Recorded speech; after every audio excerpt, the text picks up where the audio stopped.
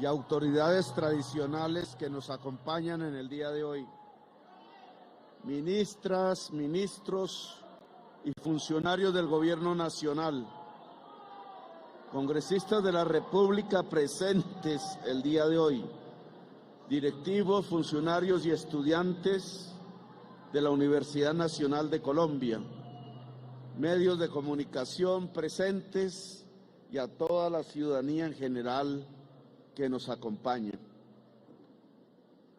En alguna reunión de organizaciones campesinas hecha en el Palacio de Nariño, propuse la realización de una convención nacional campesina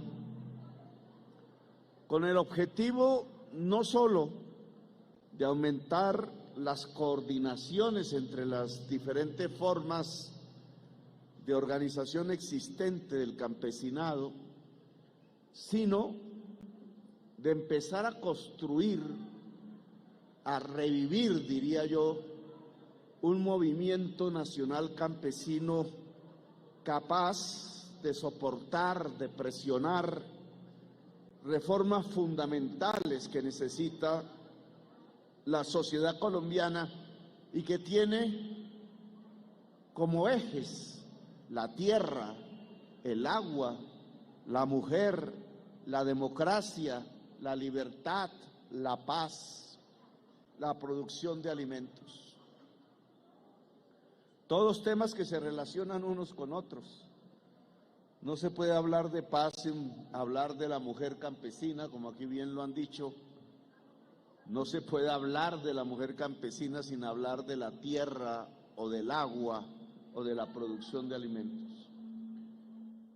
Que haya un sujeto, le dicen los sociólogos, un sujeto campesino en la vida política y social colombiana, que aparezca la palabra que había sido desaparecida en la Constitución de Colombia actual, que aparezca no solamente como un término en los discursos o en las estadísticas, sino en la realidad política, en la movilización social, para volver realidad una serie de objetivos que hoy no solamente beneficiarían al campesinado, sino que beneficiarían a la nación y a la humanidad misma. Producir alimentos que se había creído que estaba en desuso, que se había creído a través incluso de teorías con matemáticas sofisticadas detrás, creyendo que la seguridad alimentaria no era soberanía alimentaria, sino la capacidad de un país para comprar los alimentos que necesite, los nutrientes que necesite su sociedad en cualquier lugar del mundo. Durante 30 o 40 años, ese tipo de concepto se volvió el dominante en prácticamente todos los gobiernos del mundo. Tratados de libre comercio, tratados de la Organización Mundial del Comercio, acuerdos bilaterales o multilaterales entre países, hicieron que la política alrededor de los alimentos se supeditara al libre mercado mundial, creyendo que el libre mercado mundial podría garantizar el que no existiera hambre en el mundo. Han pasado 40 años. Hoy estamos ante una realidad que nos permite hacer una evaluación. Hoy hay más hambre en el mundo que nunca. Se habla de 1.000 millones de personas que podrían quedar en la condición de la hambruna. Y entonces, si la realidad de hoy es el hambre, si ese es uno de los datos fundamentales que arroja la humanidad de estos días, que estamos viviendo, si ustedes lo ven y es noticia de todos los días, que el precio de los alimentos ha ascendido en todo el mundo, incluido obviamente en Colombia. Había una gran pregunta que se trataba de asignar como responsabilidad al gobierno: ¿por qué el precio del pan ha crecido tanto? Y sí sería muy interesante que cada colombiano o colombiana supiese por qué ha crecido el precio del pan. Porque el pan se hace con harina de trigo y en Colombia ya no quedó el trigo. Importamos la harina del trigo. Vienen del Canadá, viene de los Estados Unidos, y entonces ha subido el pan porque ha subido la harina de trigo. Y la respuesta es: ¿qué le pasa a aquellas personas que ya no le alcanza el ingreso para comprar el pan? Pues que aumenta el hambre, así de simple. Pero no que nos habían dicho hace 40 años, hace 30, hace 20, hace 10 y no hace un año, que si dejábamos que funcionase el mercado en el mundo, que las producciones más baratas del mundo se vendiesen en Colombia, íbamos a vivir mejor. Entonces, ¿de dónde sale el que el precio de los alimentos está subiendo en todo el mundo? Y que cada vez hay, cada día que pasa, decenas de millones de personas que ingresan al hambre. Pues ha pasado que esa teoría era falsa. Ha pasado que durante 40 años hemos hecho políticas alrededor de la producción de alimentos equivocadas.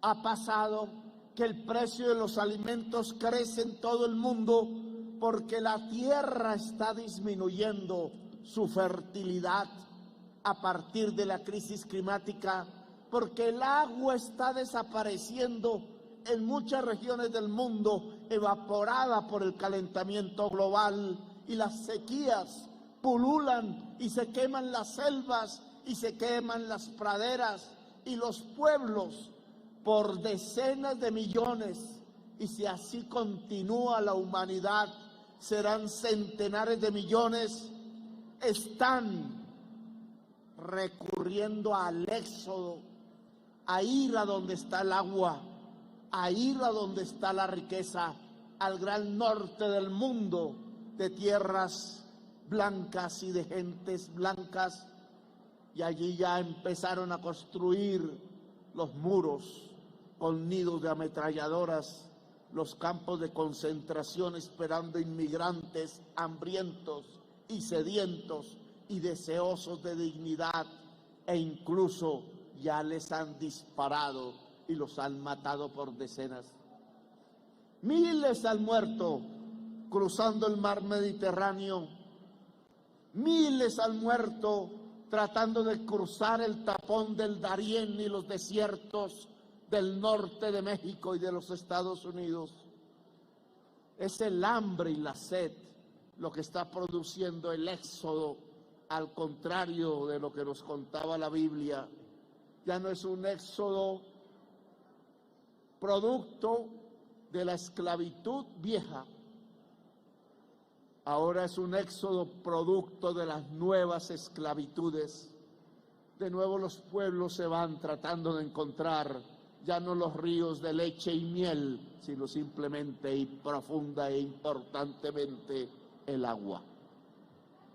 Si esa es la situación del mundo, si ya la estamos viviendo en cada tienda del barrio, cada vez que una familia va a comprar el pan o la leche o los huevos, ya creo que ni se atreve a comprar la carne, porque se volvió producto de lujo en los hogares colombianos, es porque hay escasez de comida, es porque la crisis climática acabó los equilibrios de la nutrición de la humanidad, y la crisis climática es un producto de un sistema económico Es un modo de producción, como decían antes los economistas, supeditado a la codicia, al tener, a absorber cada vez más las energías sucias del planeta, las del carbón y las del petróleo, que garantizan el calentamiento global. Es un modo de producción que está dominado por el capital y la codicia, la ganancia. No es que esté en contra de las ganancias, y no es que me proponga ingenuamente, siendo presidente de Colombia, superar el capital en una fase de la historia de la humanidad. La humanidad lo hará si quiere sobrevivir. Hoy tenemos que resolver entonces problemas concretos que se derivan de esa crisis mundial. Uno de ellos, el primero, es que tenemos que volver prioritaria, como reza la Constitución Nacional, digna del apoyo mayor del Estado, la producción de alimentos en Colombia. Ese es un primer punto.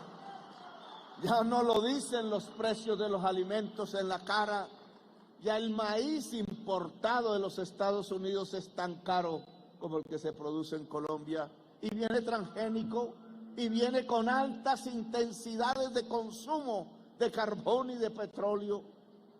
Ya no lo está diciendo la humanidad entonces y la economía, pues hay que proceder. Proceder significa una serie de reformas, indudablemente. La primera tiene que ver con el reconocimiento del campesinado.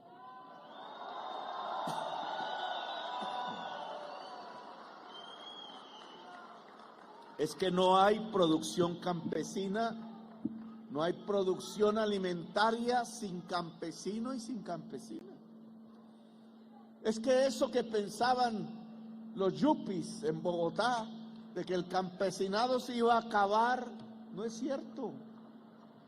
Ahora habrá, precisamente para defender la vida, la necesidad de crecer en tierras que cada vez se agotan más, el número de campesinos y campesinas cultivando alimentos en Colombia y en el mundo. Una especial protección del Estado a la producción alimenticia, eso queremos. Eso significa aumentar las rentabilidades para la productora y el productor del campo. Eso significa, como aquí lo escuché, claro que transferencias tecnológicas limpias. Eso significa asociatividades que hay que crear para industrializar la producción alimenticia en propiedad del campesino y de la campesina. Eso significa, aceptando la diversidad inmensa del territorio de Colombia, una diversidad también de los problemas del campo y de su sujeto social fundamental. No es lo mismo cuando vamos a la selva amazónica, que necesitamos revitalizar si queremos que la humanidad sobreviva, a que si vamos hacia las tierras de Boyacá o hacia las tierras de Nariño andino. Allí la pequeña propiedad tiene problemas al parcelizarse cada vez más. Allí no hay tierra en donde poder expandir la parcela. Allí la posibilidad de un enriquecimiento de la familia campesina depende de aumentar el valor agregado en la producción del campo en manos del campesino, en manos de la campesina, y eso se hace asociando y con un Estado que sea capaz de ayudar al proceso de la industrialización. Es que no está bien ese modelo en donde unos producen el arroz y otros lo muelen, y los que lo muelen imponen el precio tanto a los consumidores como a los productores. No vamos a quitar esa actividad a la fuerza, pero deberían estarse produciendo los proyectos en donde los arroceros asociados sean los dueños del molino, donde los lecheros asociados, las lecheras asociadas sean los dueños de la pasteurizadora, como sucede en otras partes del mundo, porque eso genera más ingresos a la familia productora campesina. ¿Y qué tendríamos que hablar sobre quizás el primer problema fundamental del agro colombiano, repetido durante décadas: la tenencia de la tierra?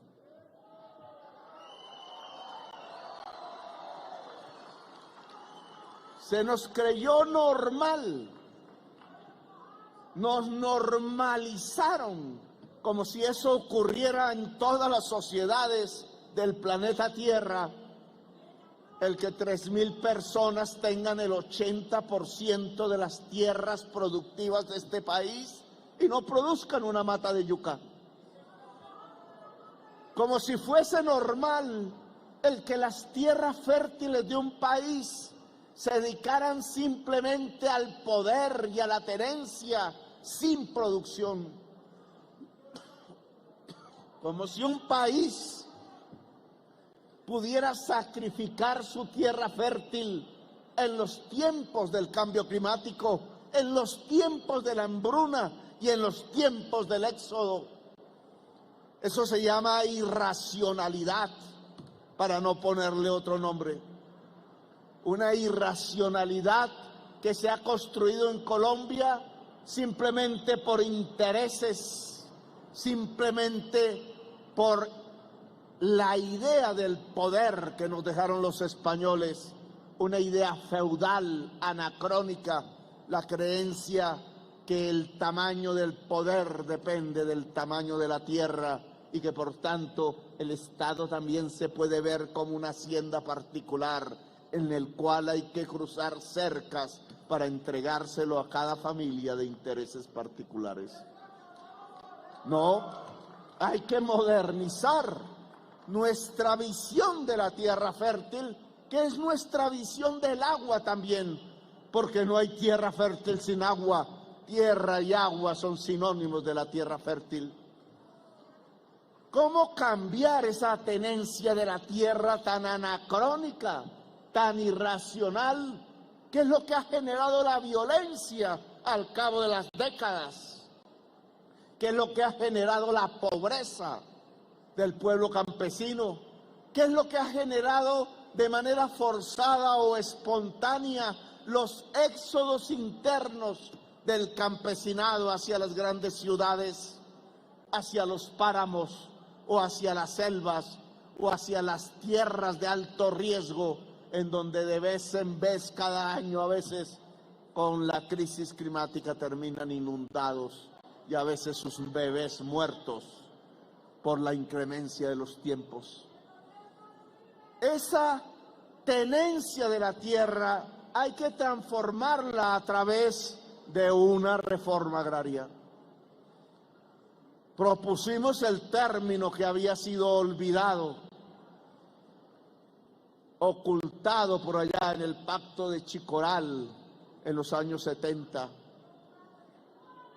Hundieron la reforma agraria, firmaron el Pacto de Chicoral para generar la irracionalidad del uso de la tierra por sectores minoritarios que no dudaron en usar las armas para sacar a los campesinos de sus lugares, de sus territorios, masacrando, llenando a Colombia de fosas comunes. Hundieron el país en una violencia que pareciera una guerra perpetua e hicieron del campesinado, al cual ni siquiera reconocieron en la Constitución, la gran víctima de la sociedad colombiana. Silenciaron el campesinado a punta de fuego y terror. En medio de esa lógica de las violencias, cualquiera su origen, fue que apareció el narcotráfico. El narcotráfico es un producto del uso irracional de la tierra.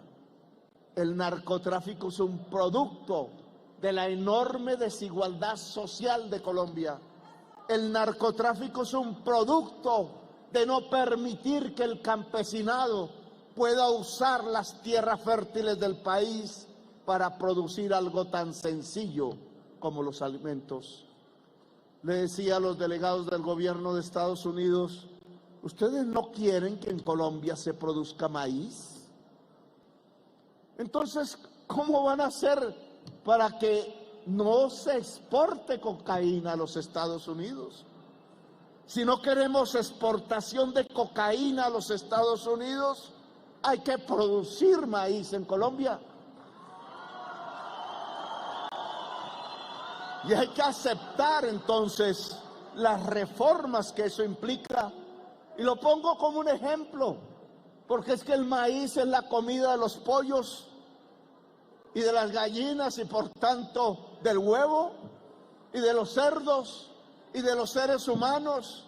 En campaña, cuando me fui a comer una deliciosa arepa boyacense por allá en Paipa, me entraron a la cocina orgullosos para ver cómo era que se hacían y miré el bulto de la harina de maíz y era made in Canadá.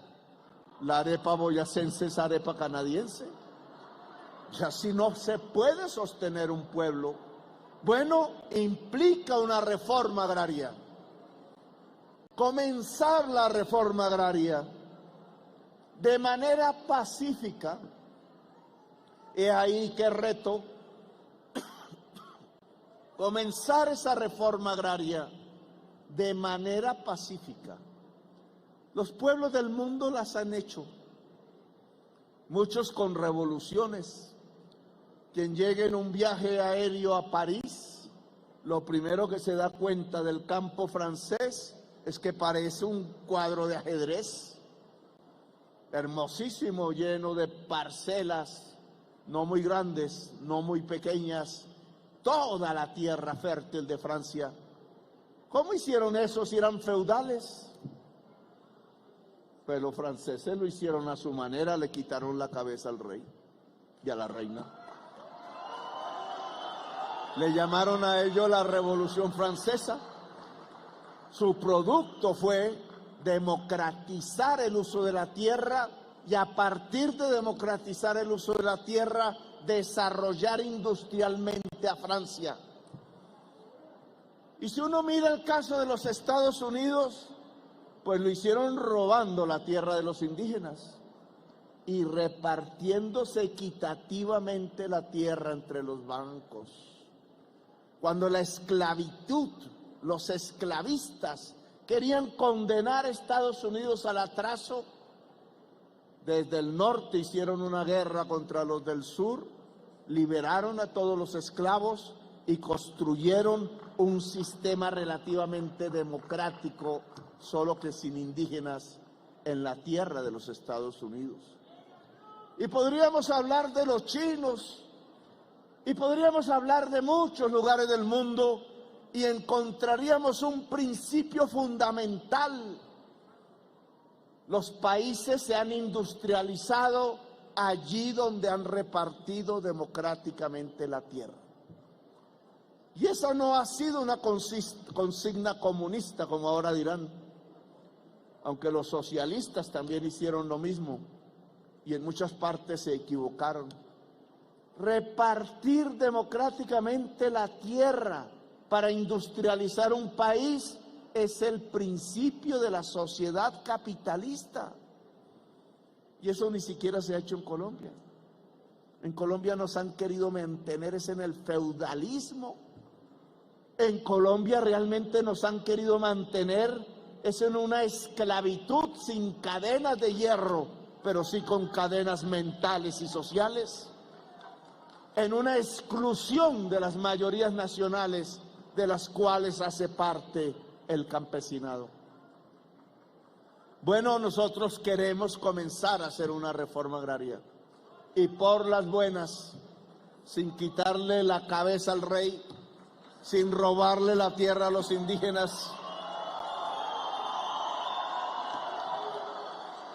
sin estatizar la tierra como hicieron en China o en la Unión Soviética, simplemente como en el Japón, como en Corea del Sur, queremos comprar la tierra. Y incluso, y me lo criticarían y me lo criticarán después, a precio comercial. Y el gremio que más se había opuesto a la reforma agraria, Fedegan, ha dicho que sí. Y entonces tenemos una oportunidad. Tenemos una oportunidad que va a depender de la buena voluntad de Fedegan, de la capacidad del Estado para comprar 3 millones de hectáreas y repartirlas. Un Estado al cual se le olvidó hacer la reforma agraria, un Estado que sepultó las instituciones de la reforma agraria, que debilitó al Banco Agrario, que acabó con el INCORA, que debilitó las instituciones agrarias de investigación científica. Un Estado que no sabe ya cómo se compra la tierra. Pues bueno, ese Estado que hemos recibido tiene en el corto plazo, en cuestión de semanas, que prepararse para comprar grandes cantidades de tierra fértil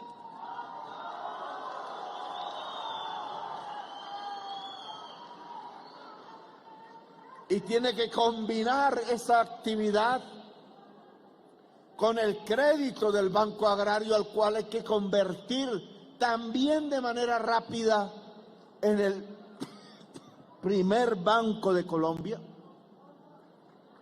¿Le dará celos a algunos? Sí.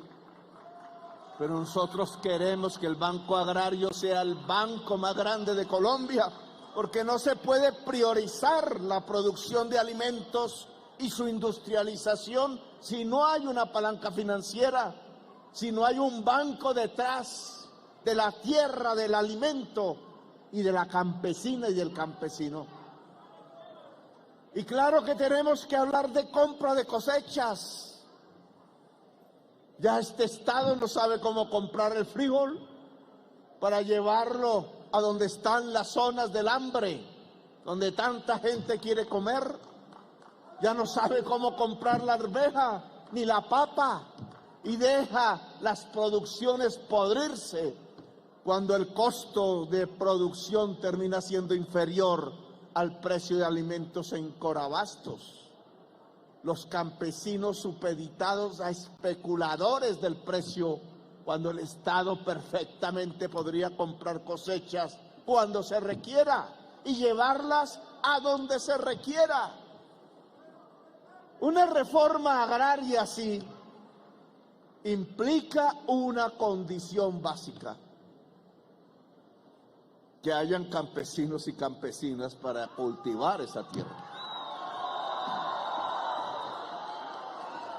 ¿Qué sacaríamos nosotros si compramos millones de hectáreas y lográramos hacerlo y después quedamos con la tierra en nuestras manos sin que haya el sujeto de la producción del alimento? El masculino es en realidad ella en femenino. Porque, y en campaña lo dijimos, queremos que el título de propiedad no abandone a la mujer. Queremos mujeres propietarias de la tierra y del agua y por tanto generadoras del cuidado de la vida, porque cuando una mujer tiene tierra y agua produce alimentos para la vida. Y ese sujeto campesino, esa movilización nacional campesina con las diversidades que nosotros admitimos y que hay que tratar también de manera diferente no es lo mismo la problemática del campesino que cultiva hoja de coca, o quien está por allá en un río en la selva amazónica, o quien está en Boyacá, que quien está en el Magdalena Medio y en las tierras fértiles de la altillanura y del Caribe colombiano. La reforma agraria necesita de ustedes, y es una decisión que hay que tomar. Organizar, ya lo están, convocarlas, las acciones comunales rurales de las zonas que van a ser de reforma agraria. Yo diría todas las acciones comunales rurales, porque son una forma organizativa actualmente existente por miles, sin competir por cuál o tal organización es la más importante, coordinarlas más bien. Volver la voz campesina otra vez una voz sonante en Colombia. Las balas y la sangre silenciaron esa voz por décadas. Solo algunos resistentes por allí hablaban, unas resistentes. Pues hoy esta Convención Nacional en la Universidad Nacional de Colombia, Convención Nacional Campesina, tiene un objetivo que no es solamente el organizativo, sino es hacer sentir la voz campesina en la sociedad colombiana. Hacer sentir lo que millones de colombianos y colombianas del campo le pueden decir a Colombia, no solo sobre sus necesidades, sino también sobre sus propuestas, la capacidad que tendría el campesinado de Colombia si se le ayuda, si se le acompaña, si hay un Estado aliado al campesinado. ¿Qué es lo que yo busco? Construir la alianza Estado-campesinado. Le podría producir a Colombia su desarrollo económico, su industrialización, su democracia, su libertad, su paz. Porque aquí estamos hablando entonces de paz. Una filósofa bastante alejada de aquí nunca conoció Colombia, creo. Judía, austriaca, que tuvo que escaparse de Hitler porque si lo hubiera encontrado la hubiera metido al campo de concentración y lo hubiera asesinado. Y huyó, como tanta gente, a Nueva York y se hizo una de las grandes figuras intelectuales del mundo como mujer, filósofa. Hannah Arendt decía, solo que nosotros como que no quisiéramos escuchar, decía, no hay nación en el mundo que se haya configurado sino cuando el campesinado levanta la bandera nacional.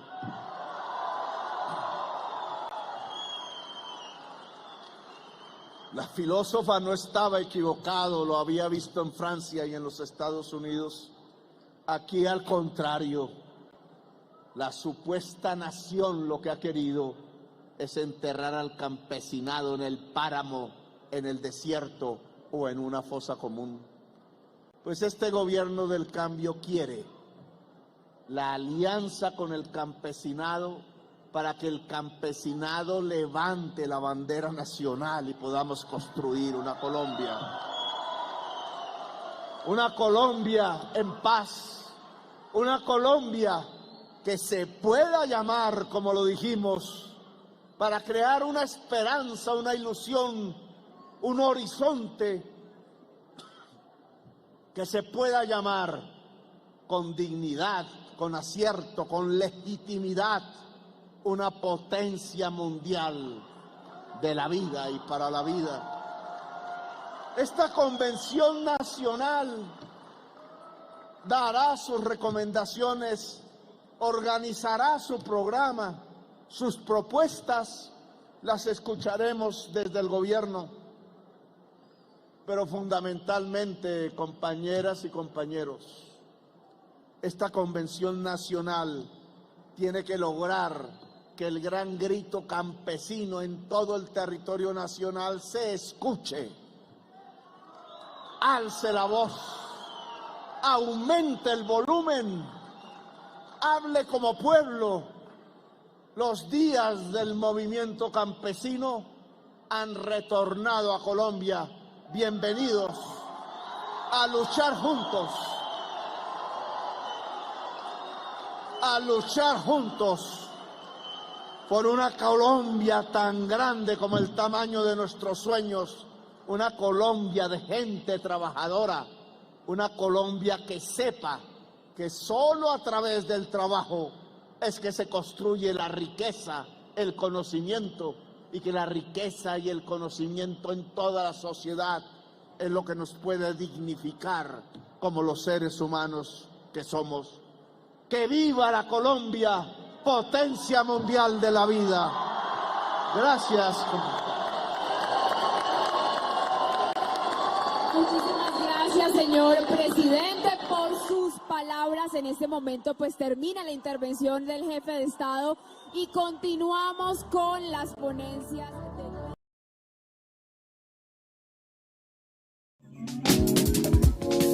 En 1000 días de gobierno, el alcalde Daniel Quintero ha recuperado, mejorado, ejecutado y construido más de 1000 obras. Es que en la medida en que se abre y se invierte en un barrio, se conecta a un barrio, entonces florece realmente lo que hay en el corazón del barrio. Medellín no se detiene en el proceso de construir una ciudad preparada para el futuro de todos y todas, con igualdad de oportunidades y respeto por la vida. Esto quedó más que bonito, quedó excelente.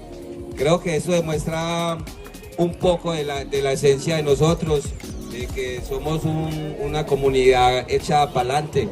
Y hoy en día ustedes pueden ver, esto es un reflejo de nosotros. Ya ante la violencia aquí ya se acabó.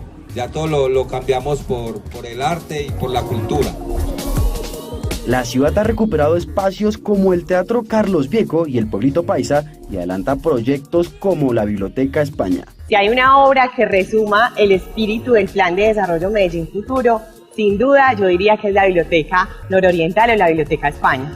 Es el espíritu de recomponer, de reconocer errores, pero de cómo Medellín se levanta, cómo la Comuna 1, la Comuna Nororiental, que fue la comuna más violenta, también se pudo levantar y también seguimos aprendiendo de estos errores. Vamos a tener una obra que va a apostar por una biblioteca mucho más grande, mucho más hermosa, mucho más funcional, con diseño bioclimático.